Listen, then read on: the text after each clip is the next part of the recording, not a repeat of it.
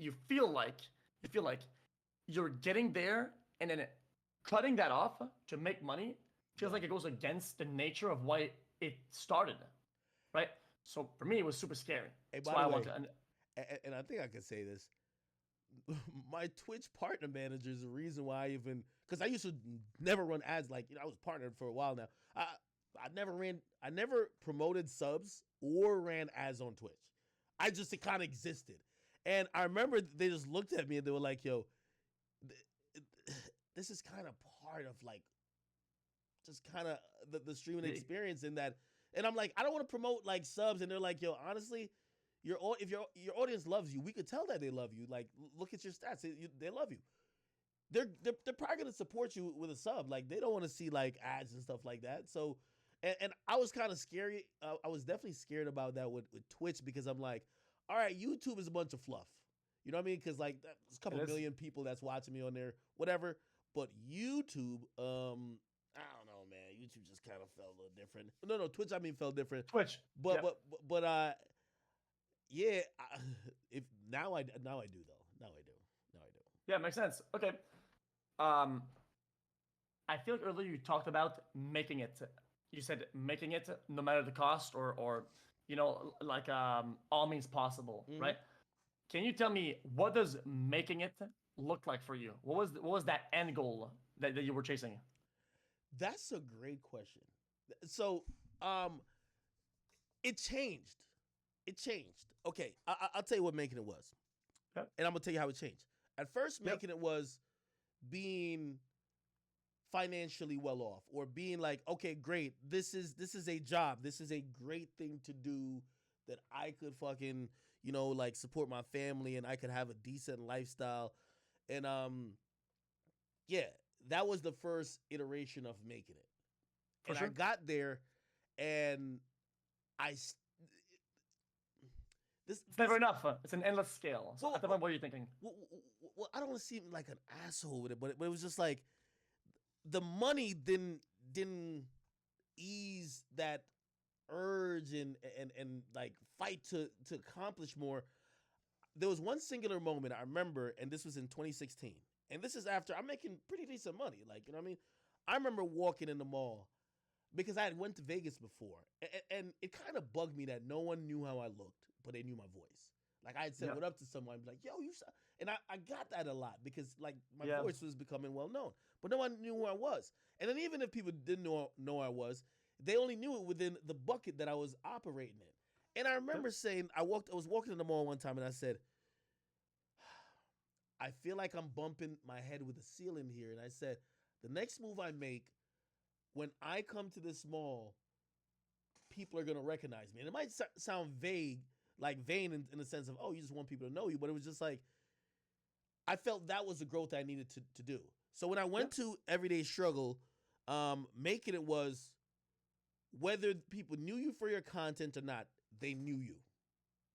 You Yep. get what I mean? Where they're like, oh, that's academics, right? Yeah, So because just that right there, and I was just like, fuck, that's what I felt making it was. But I think it evolves though. so did you feel like it? Let's say, your voice is one part of you, and you, just you as a person, in flesh and bones, is another thing, and you want to be recognized for you, not just your voice. Is that right? Yes, absolutely. And also, I kept seeing, on a different level, I was comparing myself to the people who I looked up to all along, people like Charlemagne the God, other radio personalities who I just thought were great, and I used to see them on billboards as I was driving on the highway, and I remember saying,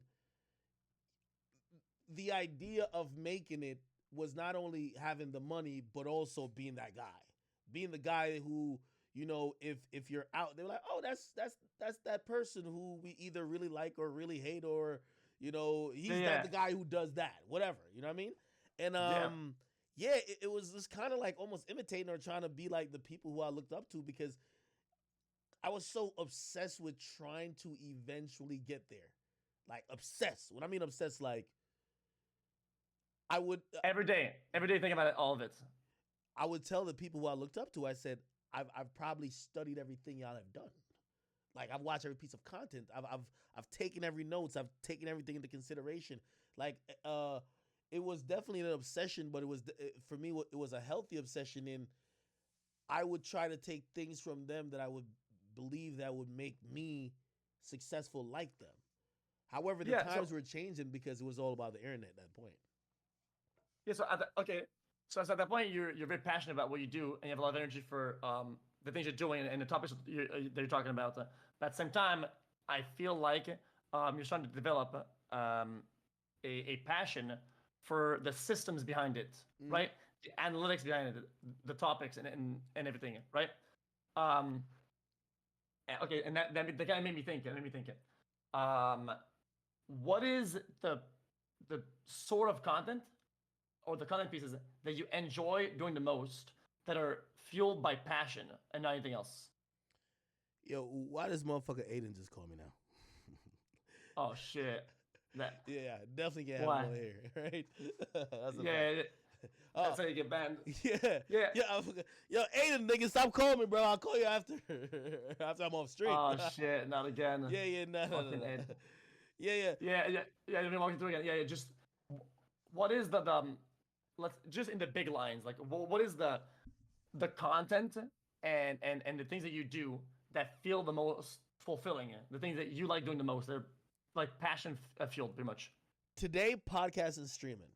So, I fell out of love of streaming a couple years ago, but I fell back in love with it just because it was just part of like the regular conversations I had, and I feel like people it before I used to get a little anxiety to get on stream before, right? So like back in 2016, I don't want to call myself like I don't know if you know how Soldier Boy, but I was the first to do whatever. But like Soldier in 2016, Yeah, I know that. So in 2016, I used to like, and I don't know like when Rice Gum and them started doing, but in 2016, 2015, I used to bring girls on stream.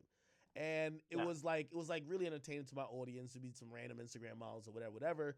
And we just be like, yo, everybody go comment on their page. And if they get some certain comment, it was almost like kind of in a weird way, like kind of was like OnlyFans, but it was they were getting paid in comments. It's kind of odd. Yeah. Anyway, it was a good time though. The audience liked it, but there was anxiety with that because again, remember, it's the easiest thing.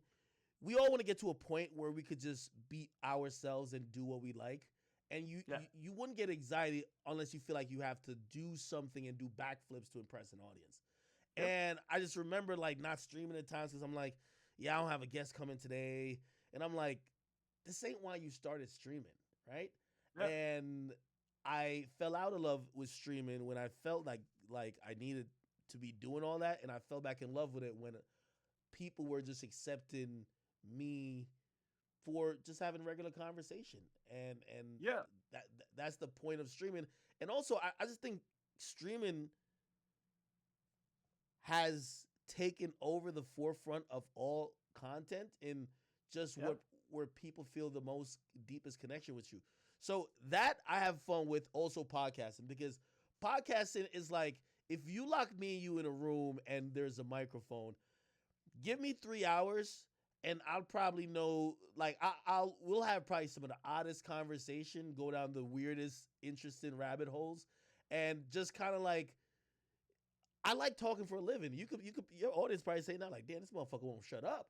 So it's like, it is, those type of things I'm most happy about what I do now.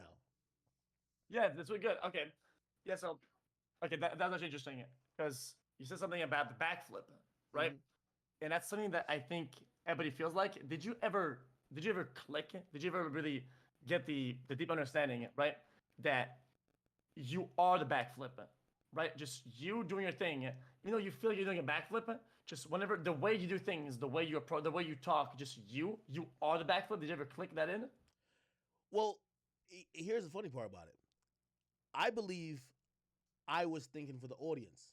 Like, I remember I used to look at my like Instagram DMs, and I think maybe some audience, like sometimes your audience knows you a little bit, right? They know, yo, he hasn't streamed in a little bit. Yo, let me just check up on him. Let me just send him a DM this and third. And they'd be the ones saying like, yo, bro, we just want to see you, dog. It's cool. Like hop on here and just chop it up with us. Like, yo, you just went on a trip. Just tell us about a trip. And that made me realize, I'm like, oh shit, maybe they just like me. You know what I mean? But at first I was just like, yo, what trick could we do today? And that shit becomes exhausting because, you know what I mean? Like, it's like you're running a circus. So really, I give the audience a lot of credit with that. To be honest, they pulled me up a lot of times that I was just feeling I had to do more than just give them, you know, my time, because I think we're all sharing each other's time, right? So do you feel like sometimes you're not doing the most fantastic, crazy show? You're not putting on a stage and putting a spotlight, and you just think that you're just doing something normal, or you're just looking at the news or whatever, and then a lot of people are like, wow, that was really good. That was really good. Do you get that sometimes where you do something that's just normal and you have a really good results, and it makes you realize that, oh my, you know? Yeah, well, that's the fulfilling thing about streaming, right? So I'll tell some streams about, like, sometimes I feel like because I'm the news guy, they're like, hey, I'm here to get news about this rapper. But I'll hear a lot of times people DM me and be like, because like I got two Rottweilers, and I'll be like, yo, like my female Rottweiler, she just got her period, like first time ever she gets her period, and I'm like telling, like, I give that little story at the beginning of the stream, and people actually hit me up about it and be like, oh, that's just dope. So, you know what I mean? You get to realize that people care more than about what you're talking about. They care about you. You know what I mean? So that's the whole point. The way you do it, the way you say it, the way you think about, No, of course. Sorry, I had a friend came in with candies. But yeah, I get that. So I didn't want to be disrespectful. I think for me that what you just said came in way later, because I came from a gaming background, right? So I played Overwatch as a professional. I was good at the game back in the days. Oh wow! And then so what happened then is that I just spent years, most of my career, even if you look at my entire career, most of it thinking that the only thing that matters was how good I was at the game, and me as a player, me as a professional player, and just the game itself. I was nobody. I was just one check mark in a row of boxes, right? And it took me a lot of time to really get to letting go of that idea. And whenever I see other people talking about that, I was wondering when for them that clicked in. You know, was it early? Was it late? Seems like it was kind of like in the middle. Yeah. I don't know, man. It's I'll probably say that. Say that. Yeah, it's again, it's been a learning experience, and like, you know, I hate to do the woe is me thing when it comes to like people who are, you know, streamers or like content creators, because I do think, you know, especially at this level, you know, I'm pretty sure you enjoy a good life. I do as well. But honestly, as I said,